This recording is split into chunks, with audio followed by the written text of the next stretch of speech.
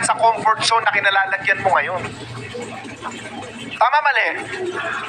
Kailangan may risk, may sugal talaga sa buhay. Sir, ano bang gagawin ko? Nalulugi ako. Subok lang ulit.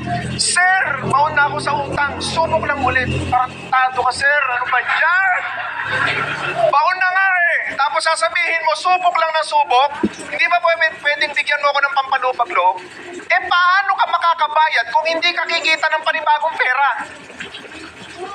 So, kailangan mo talaga, magre-rest ka talaga. Kailangan lakasan mo loob mo. Eh, pinanghihinaan ako eh. Kaya nga ako attend sa'yo, Boss RTR eh. Nangihina ako eh. O hindi mo ako kailangan. Hindi mo kailangan ng mga motivational. Hugutin mo sa sarili mo yung sinasabi niya pa kanina na, pakibasa, Roach, yung pinanggalingan mo. Dati minimum wage earner ka, nagkaroon ka ng negosyo.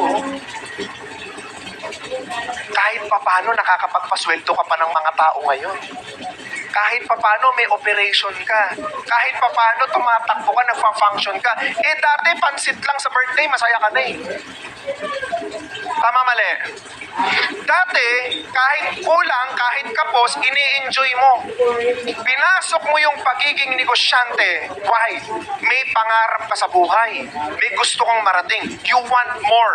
You want better living. You want the best sa buhay. Kaya mo pinili maging negosyante.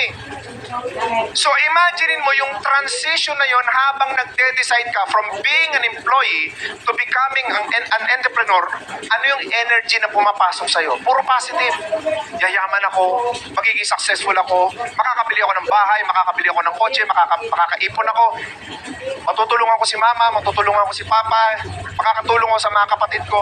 And all of those kinds of things. Nilagyan ka lang ng konting pagsubok, gusto mo na kagad mag-give up.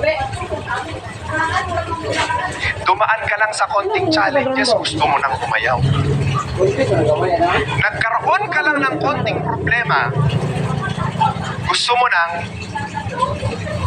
umalis. Gusto mo nang i-give up.